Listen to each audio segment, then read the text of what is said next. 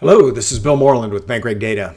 Today is June 30th, and I'm going to answer one of the common questions that's been coming up the last couple of weeks, which is, can we track student loans? And the answer is no. Yes, but no. Realistically, there is no breakdown for student loans in the call report. The consumer portfolios essentially break down into auto, card, other. Now, I would add home equity lines into that, but if we looked at truly individuals, consumers, the other category is kind of a catch-all. It's everything that's not auto and not card.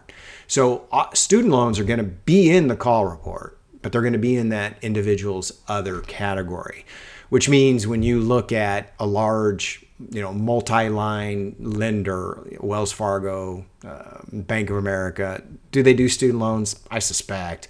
Can I ever track them? No. But we can look at single or mono-line lenders like Sallie Mae Bank, which I believe is since 2014, they got the servicer government guarantee side, which is Navient, and then Sallie Mae Bank is technically a separate standalone entity that is primarily student loans.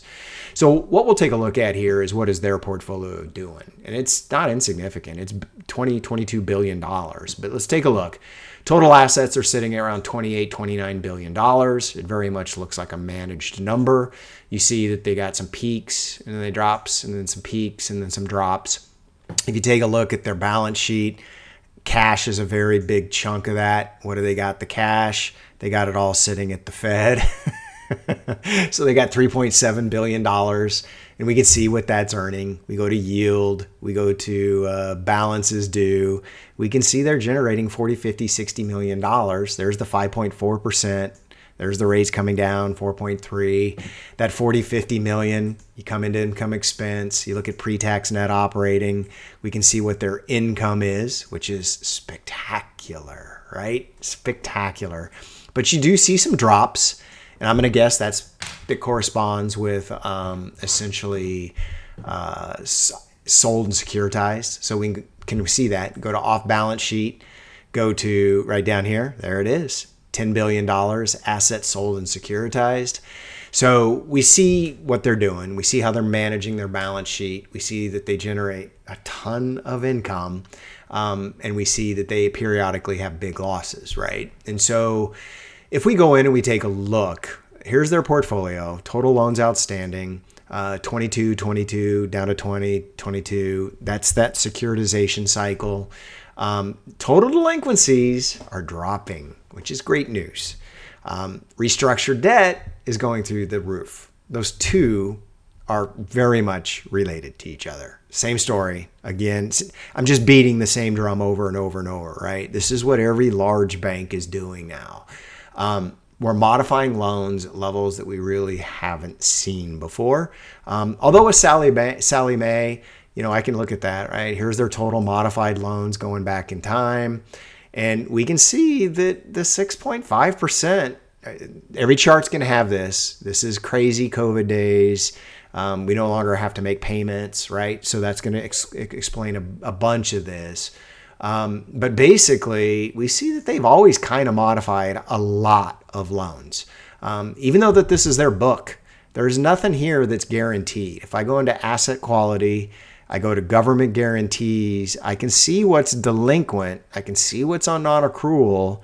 None of them are guaranteed. They did have a decent chunk, and the number went to 0 2 quarters ago. So from that switch, where they were an issuer, quasi-government agency, to now being a standalone bank, we can see that they're still very much in the student business, but it doesn't look like the government is guaranteeing a large chunk. Now, I would not say that definitively. There's stuff going on here possibly that I'm not aware of. Once again, I'm not trying to give you a complete Sallie Mae review of everything. I'm just trying to look at the call report and say, how do we look at data that we want to ask questions? Can we answer that with what's in the call report? So it doesn't look like much, if anything, is guaranteed anymore. So if we go back and take a look at their delinquencies and that number's shrinking and the restructured debt, modified, lower payments is going way up, those two are related. The entire book is basically individual other. That individual other for them is going to be primarily student loans. Take a look at their early stage delinquencies. Once again, we see the dollar amounts coming down. We see these peaks and valleys that could correspond once again with whatever they're selling. The delinquency rate, early stage, is basically down to 1.9 from 2.2, from 2.5. We scroll down here and we see a couple of different charts. One is what portion is delinquent has been modified. And we see the numbers gone from 1.7 to 40. So these are not all modifications. These are what's delinquent, 1 to 3 months, still accruing fee and interest income, and what portion of that has been payments lowered. So now it's $4 out of $10, right? And eventually it'll peak and it'll start to come down. The question is was that the peak? Are we surely at the peak? It looks like it's slowing. No, it looks like it's accelerating again. We don't know where that peak's going to be. But how do you get delinquent loans that are modified? Well, one of two ways. You're modifying a delinquent loan, which you shouldn't be doing. Or two, you're modifying loans and they're going back into delinquency, which surely is probably happening in here. But there is a quasi third category. And I wouldn't know this except for I did it. I'm a credit collections guy. You can bend the rules, right? And the way you bend the rules is Bill Moreland owes on a student loan and he misses a payment. Then I miss another payment. Now I'm 2 months past due. I can basically keep making a payment. I never get caught up, but if I start making payments again, then I'm still at 2 months past due, but I made a payment, and then I make another payment the next month, and another payment the next month. If I make 3 consecutive payments, I'm still technically 2 months past due, but I've made 3 consecutive payments, which allowed us, and I'm sure it still allows banks today, to re-age. It's called re-aging. You re-age that 2-month delinquency to current, and you tack that money plus the fees and interest onto the end of the loan. So technically, the guy's no longer delinquent. Then you modify it, is typically how it's done. I'm not saying that that's what's happening here because I can't tell. There is no reporting to know that. My gut is that's exactly probably what's going on. I doubt they're modifying delinquent loans. And they shouldn't be modifying loans that immediately go back into delinquency. I'm sure those could be happening, but I suspect these are re-ages, then subsequently go back into delinquency, even with the lower payment.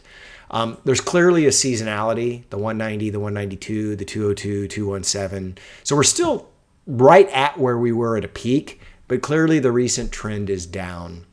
If I take a look at late stage delinquencies, we once again see a very similar thing, right? The numbers were higher, they're coming down. The percentage, don't look at the peers. The peers are meaningless. There are going to be no peers for a bank that's a monoline at this kind of dollar amount on student loans at $22 billion. So that number is almost meaningless. But the 90% past due, we can see that the number is still high at 63 basis points, but it's lower than it's been.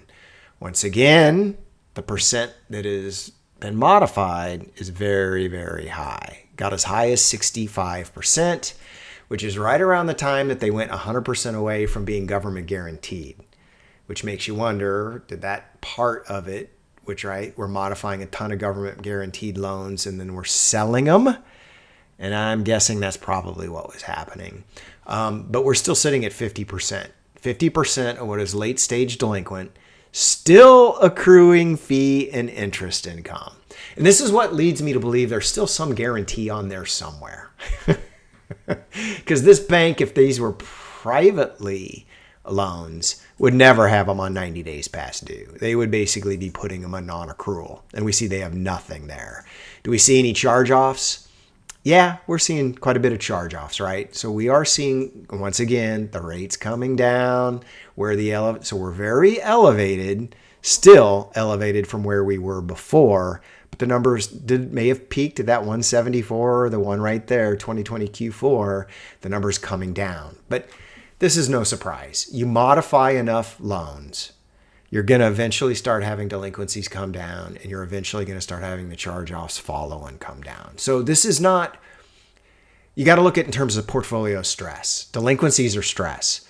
And then when delinquencies go down, we assume stress isn't there anymore. But if you're just modifying payments and you're lowering payments, the stress is still there. It's just switched buckets to give us the illusion that things are better. If all we tracked is non-performing loans or total delinquencies, you're getting the wrong perception of what's going on.